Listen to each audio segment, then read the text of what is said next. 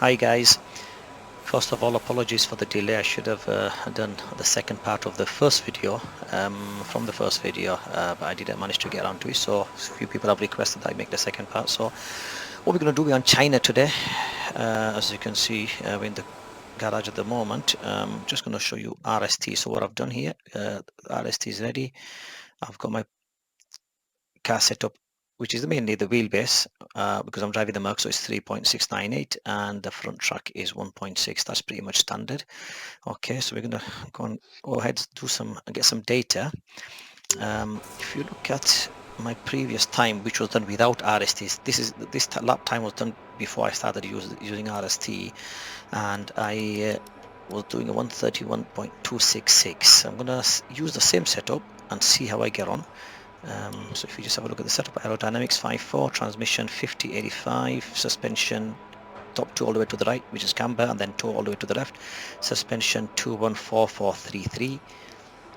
Brakes, I used to drive a lot high brake pressure, but actually don't anymore, but I'm going to keep it at that just to show you what kind of data it picks up, and we're going to keep the tire pressures the same as well at this moment in time. Okay, so let's go ahead and do a lap.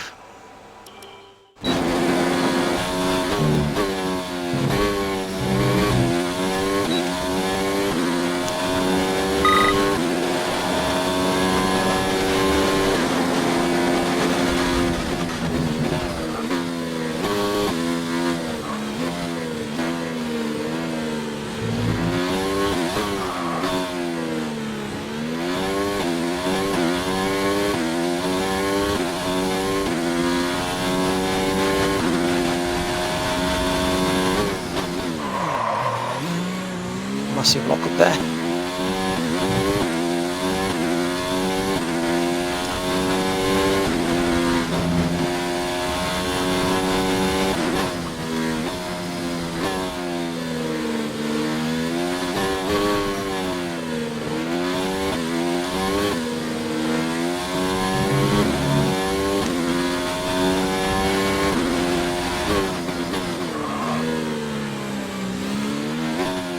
Felt the back wanting to snap out there under braking. We'll have a look at that as well. Car has fair amounts of oversteer at this moment in time, which is okay, but usually you get away with it in time trial, but not in a race.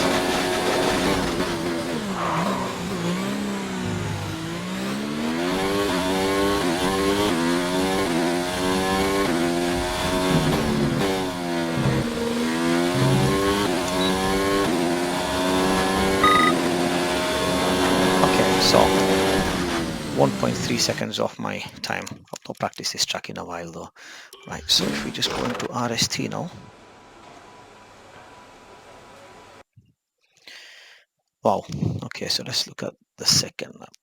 Okay, so again, like I showed you in the part 1, tons of lockup. If you look at my top graph, which is the front axle, locking up, so yeah, lock up, fair amount of lockups there. And again, if you look at my rear axle, so in comparison relative to I'm not braking that heavy here, but if we go into here, right, that was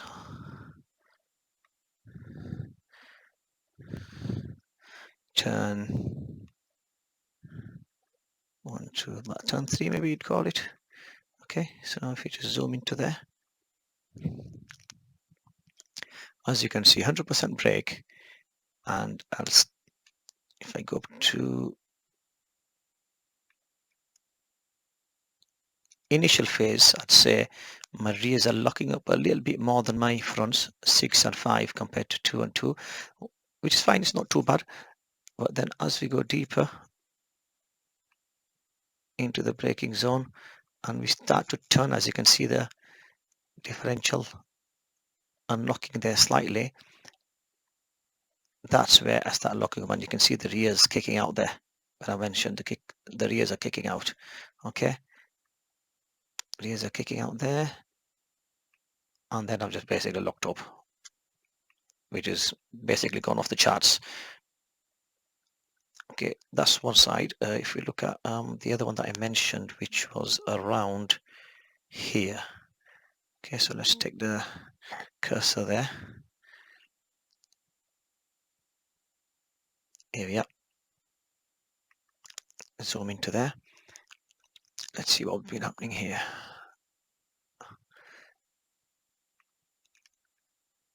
So initial phase, my rears do lock up a bit more. That's probably the highest point there. Yeah, can you see? That's a little bit too much for my liking. And then as we go deeper in and the diff starts unlocking, there, that's where I start turning. Or with the weight transfer, then the back's kicking out and I've got a big front lock up. And then the other thing I've noticed here, which I mentioned, is I was getting on corner exit, I was getting oversteer. That's corner exit on throttle, oversteer. Okay. And can you see the difference? Let me just move the cursor out of the way. If you look at the difference in the red and the blue, the red being the rear left and the rear right. So the rear right is spinning or slipping a lot more than the rear left, and that's causing instability and the oversteer. And you can see it here, the difference too. And in the front you've got front wheel slip different 4.0, 4.07 at that point compared to the left, and same at the back as well. So there's a couple of things we're going to change on that. Okay, and quickly I'm going to have a look at one more thing, is ride height, because we're going to set, we are going to set the rake as we're doing this. As you can see at this moment in time, is going below 0, so I'm bottoming out. Can you see quite badly there as well? So if I look at one of the main straights and towards the end, let's see where we are just before I start braking. So let me just take it a bit further. Okay, so it's, there we go. So 100% throttle, 0 brake, and as you can see, minus 20 rake. That's ridiculous. That's way off. Makes no wonder I gotta slow it down properly because the car's scraping on the ground too much. Okay, so if you go back into here, garage. This video is not going to be too long, so we're not going to do everything in this. Just few basics to get us up and running. So we've got transmission. As you can see, at the moment my on throttle is 50 and it's way too open and it's causing a lot of oversteer. So I'm going to take it to 60. I'm going to keep that 85 for the time being. I'm going to keep that as it is. Suspension, okay. Ride height. So if we go back here, it's if you look at the rears, 26.8 millimeter compared to the front. So front is out by 5 mil, but it needs to be at least 2 to 3 or maybe 5 mil above clearance from the ground. So that needs to go up a notch. I think one click equates to around 5 millimeter, and this needs to about at least 4 clicks, 4 to 5 clicks, maybe 5 clicks actually. But then I am going to stiffen the suspension up, so that will help as well. But I'm not going to stiffen the suspension up just yet. So 1, 2, 3, 4. Let's keep it at 4, and this one needs, I'm going to keep that 2. When I stiffen the suspension up, then I can actually reduce that ride height slightly. Okay, so we're going to play with that, see what that does to the readings now. So if we go back into thing and quickly have a look at Race Engineer, this will give you a good analysis of what the car's giving you at this moment in time. Okay, oversteer, turn 1, turn 5, I could have run wide on there, which is, yeah, turn 5 there, understeer, then oversteer and understeer on turn 10, which is there. Okay, that's the last final corner. Okay, so let's see what we got. Let's do another lap.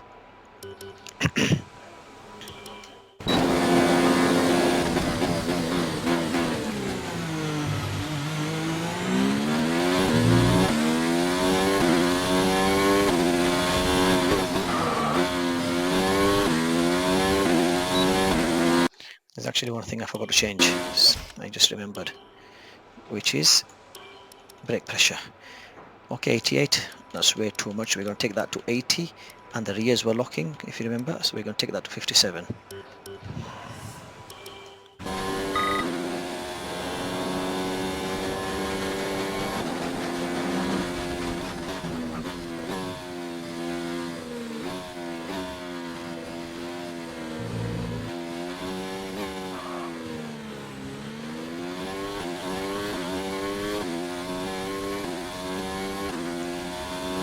Much better on the exit there.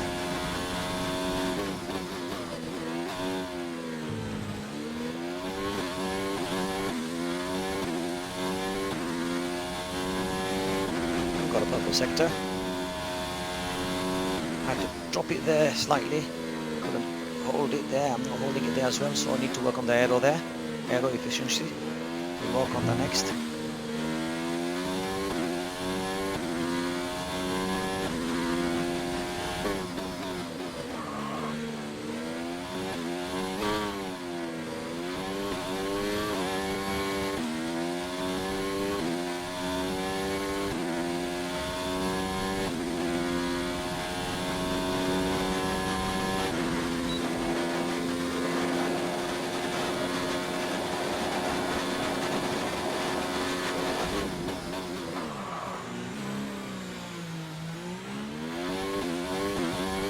Gonna do one more lap.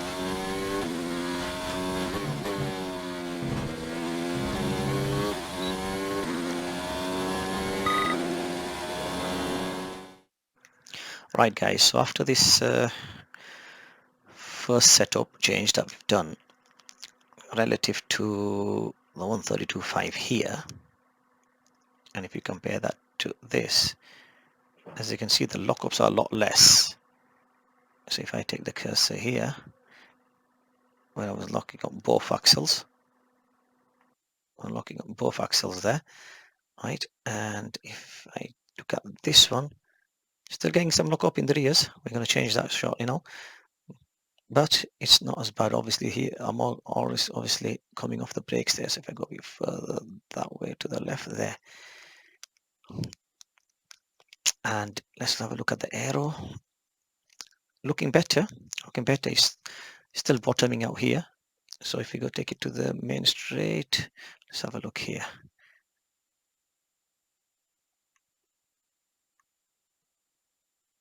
Just before I start braking. That's too much. There. 16 compared to what was it before?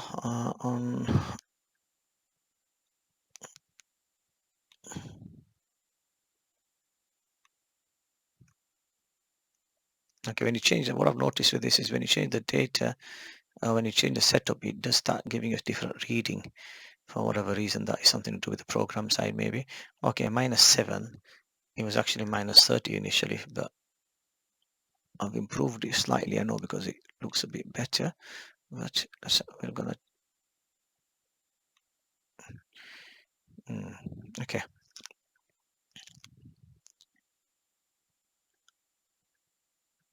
And the other thing we have forgot to have a look at initially, if we go back to this one, grip metric 3.9. So I think we can touch 4 Gs in terms of grip metric. It's already improved a little bit, but we're going to improve that even more. Okay. So let's go ahead and make them changes. So first of all, it's going to be the brake bias. So I'm going to go back into here. Brake bias, yeah, I'm going to take that to 50. I'm going to take that to 59. Brake pressure, I'd say about 76 at the moment. Right, I'm just going to normalize the tire pressures a bit, just to make it feel a bit more neutral.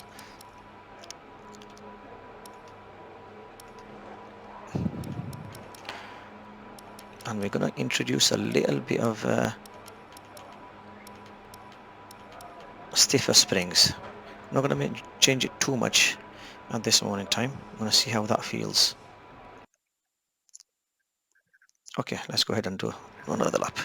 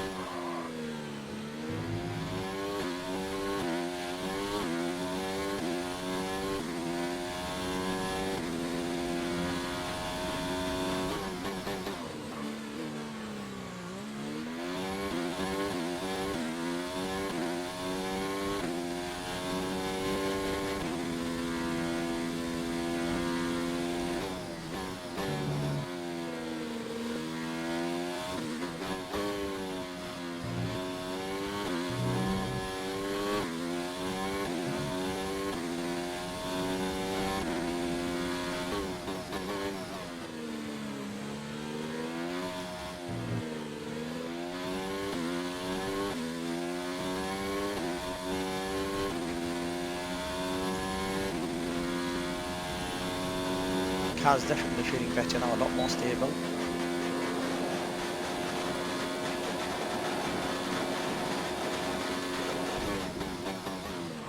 Oh, went a bit too late, ran wide.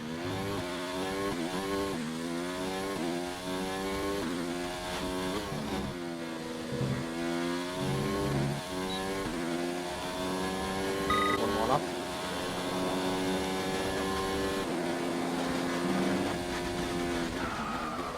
No, we're not. So we're getting a little bit of understeer. We are getting understeer on corner entry. Okay, and the reason for that is my diff setting, my differential. Where are we? Here we are. Going into the turn. We're going to change that, but let's quickly have a look. So my best lap so far, 1:31.9. But that I'm not going to give you a correct reading because it was my outlap. So we'll go back onto here. And I remember this lockup here. Was it this one? That's the left-hander. It was actually before that. Coming in there. No, it was that one. Sorry. Yes. Can you see my rear was just under braking? There. Not there. There we go.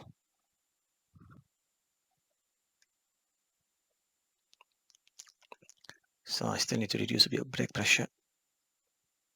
And also, can you see here? On throttle. Let's just zoom that in a bit. What part of the circuit is that? That's coming out of turn one, coming out of turn one, left-hander. And as I go on throttle, my rear left, which is the inside at that point, I would have thought, yes, it's the inside is really slipping compared to the blue line, which is my rear right. Differentials opening up, so we have to start off a bit to give us more traction. Okay, if you look at the race engineer now, let's see what he's saying. So understeer turn one, yeah, that's what I mentioned. So we're going to open that, unlock the differential there on off throttle. Turn 5 oversteer.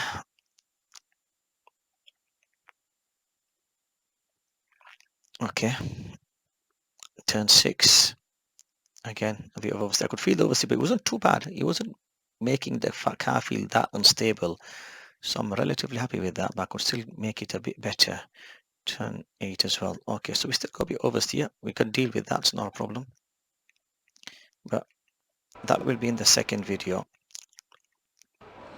So for the next video, in part 3, I'll be showing how I'll be changing how the off throttle differential setting is going to make a difference into our corner entry, etc.